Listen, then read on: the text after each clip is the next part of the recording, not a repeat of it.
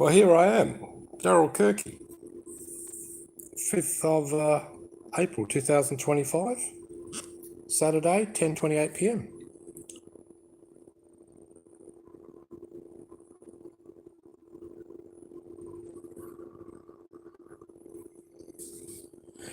Now, I've been inspired tonight. I've written about 3 or 4 compositions and finally got a truth from Google that separated the sheep from the goats or the egg from the yolk. Because you asked a question and it seems to give you the answer you want, but this particular answer justified the choice I made to get a Kawai 500 piano, which is cheaper, but seems to handle more heavier action. It doesn't really say that in Google. I reckon the bigger the piano, the better the action, but there's something different about it. It doesn't have the very top of the range grand piano upright sound, but it's the next best in the world. But it's just got some type of a resonance for playing really heavy, which I like. And the other one is really good for playing soft, the K600. It just says here, the Kawai K500 generally has a more responsive action than the K600 due to its use of ABS carbon action parts, which are stronger and more consistent than wood, allowing for more efficient energy transfer to the hammers. The K500 and the K600 both use ABS carbon for action parts, but the K500 action is designed to be particularly responsive. That's it. That's what I like. I was trying to figure out what's the difference. The K600's got more wood in it. And when you hit it hard, it seems to affect the, what's the word? Compression. You get a click sound, too heavy, but it's beautiful for classical. But this piano, being only $1,000 cheaper, yet in other countries $4,000 cheaper. So, but this is the most popular one for the universities, besides Yamaha. But this is beating Yamaha. The last piano I had was a Yamaha UX3, which was the top model in the 80s, but it's so old and very bright and very easy action, but no, I've outgrown it. I like this action. It's heavier. It's got the German feel. It's got German parts in it anyway. All the Kawais from K500 up, it's got German parts. The K600 is a discontinued model. They're still trying to sell them. It's brighter than the K800. It's taller by an inch, I think, but it's not as bright as the K500. That's just how I see it.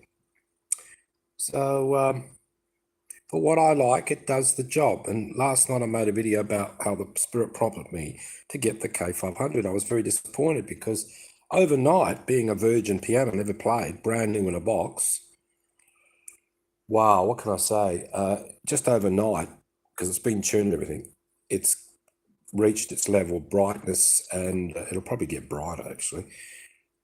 It's very dramatic piano, very theatrical. But the K600 really inspires some really soft music, which I like to get into that too, but I can still do it on this one. You can distinguish between the difference, but when you play the heavy stuff, I don't get the click sound like as much. Well, I haven't got it at all at the moment, because the piano I did play in the showroom was like 3 or 4 years old. So anyway, I acted on the prompting of the Spirit, and I chose this one because I made videos when I was in the shop and I put it on YouTube, and 50% of people like this one and 50% like the other. The other one is more like eccentric, more deeper. It's nice, but I'm a showman entertainer. I'm theatrical, and tonight I composed all sorts of music. They say Yamaha's the best for rock and roll and jazz, and Kawai's the best for classical. But I did everything tonight and it sounded good. So I'm going to leave it at that. Right. So I think they're the two best pianos I've ever played in my life. The K800, which is the flagship, is a little bit smaller than the K600. It's the replacement model, and it's supposed to be upgraded a bit, but it's too deep and hasn't got the brightness. But people go for it because they love that type of. It's a bit like comparing the Catholic Church with the Latter-day Saint Mormon Church. The Latter-day Saint Church has got the brightness, the brighter light. That's how I said it. The Catholic Church has got a darker light, but they're both apostolic and they both claim to have holiness and reverence and priesthood and all that sort of thing, okay? But regardless, I would rather give respect to any church that has that type of reverence and priesthood, regardless, fake priesthood or true priesthood, than a clergy of clowns that have no priesthood, such as Baptist and Church of Christ and so forth. So I'm just making a comparison. I'm not trying to judge. I'm trying to get to the bottom of it, why people choose what they choose. And, you know, some people just like Yamaha for its brightness. It's just too bright for me. It's too stringy.